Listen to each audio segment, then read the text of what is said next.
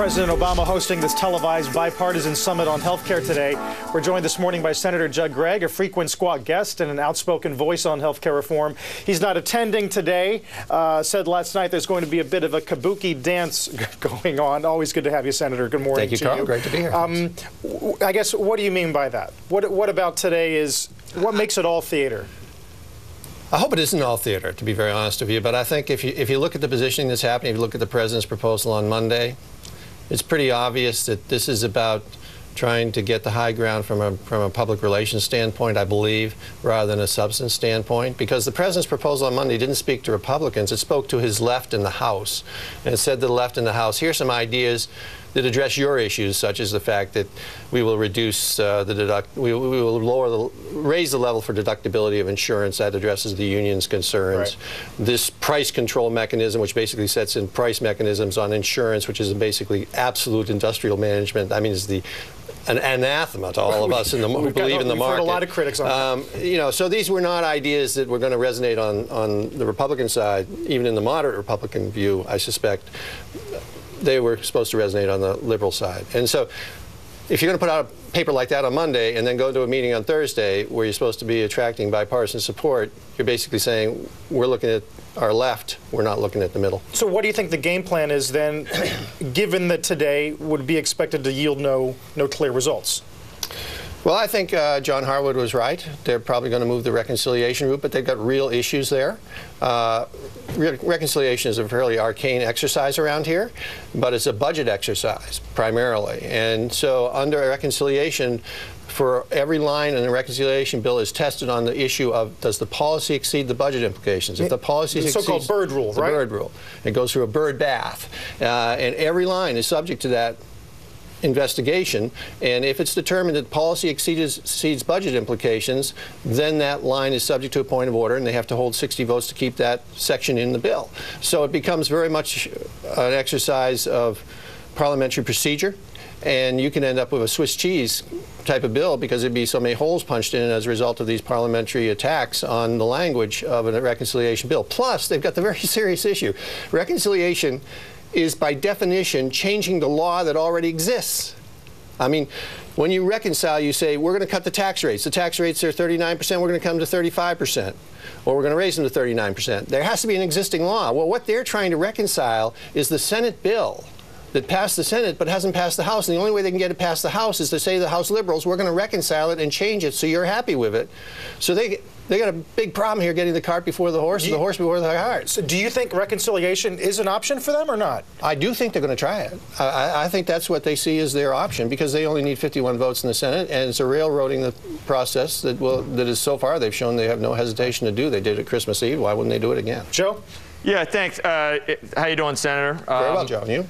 I'm well, thanks. I was just thinking about what really is happening here, and you know about politics a heck of a lot more than I do. But I think after Massachusetts, you try and figure out which way to go forward, and then you have that session where the president looked pretty good with the Republicans, and I think the fervent believers in this plan on the left really do believe that the shortcoming has been that the American people don't understand it, and that the message hasn't been, it hasn't been transmitted to the American public the way that it should. And so once they saw what looked like some points scored, they said, you know what, we need to get the president out in front with these obstructionists where he's on the podium and he looks presidential, and we need to do it again and again and again, and that's what this is today, isn't it?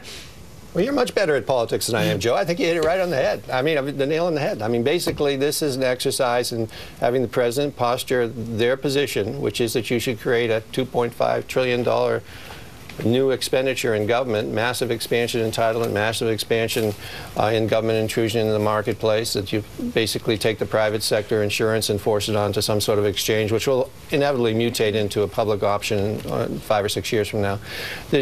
That program is still viable in the way they think. If only the public understood it. And you know what? They could have heard the way you just said it in sort of a way that, in your mind, it sounds so bad. It's music to the ears of the far left. That's where they want to get, and they don't. You're right, Joe. There's a genuine belief amongst many people in this government that The way you create prosperity is you grow the government. I mean, they've said it publicly. This is a government of community organizers who genuinely believe that the markets don't function well, that the government does function well, and that the way you create prosperity is by using the government. That theory is absolutely at the center of this health care plan, which takes over 16% of the economy and basically puts the government in charge of managing it. But Senator, what would be your idea of something that actually works today? What would have to be on the table in proposals to make you walk away from this thinking it was a successful meeting? Well, I actually sent a set of ideas up to the White House. I came forward with a proposal last May. We call it CPR because we have to have witty names down here, and that's not that witty, but I mean, we use that anyway. But anyway, it essentially has the whole package, in my opinion. It uses the market to try to energize control of the cost of health care. It is focused on getting health care costs down so that the cost of the government and the cost of the market is less.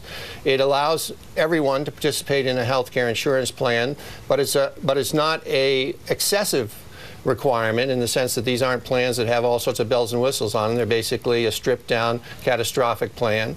And it says to the provider groups, listen, if you provide quality and value, you get rewarded. If you do quantity and repetition and cost, you get a disincentive. Have you gotten calls on that? I mean, do you think that's going to be any part of a compromise, if there is one in the making? I have, actually. I mean, I give the White House credit. They called my staff, and then Rahm Emanuel's talked to me a couple times about it.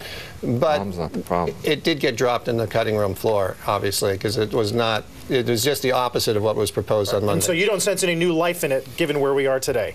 No, and that doesn't really surprise me too much. I mean, where we are today is that both sides are on a path towards a reliving, a deja vu all over again of last Christmas Eve. Right. It's like that American Graffiti, both two cars about to chicken, driving off the cliff. Well, Let's see who lives. Unfortunately, where we are today is we have a government we can't afford, and they're proposing to expand it radically.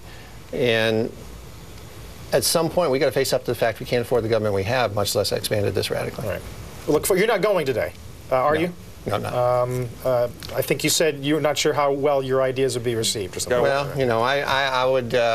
it's probably not the best forum for me. This is, I sort of look at this like a game between the Washington Nationals and the Pittsburgh Pirates in September. It might be fun to watch, but it really isn't that meaningful.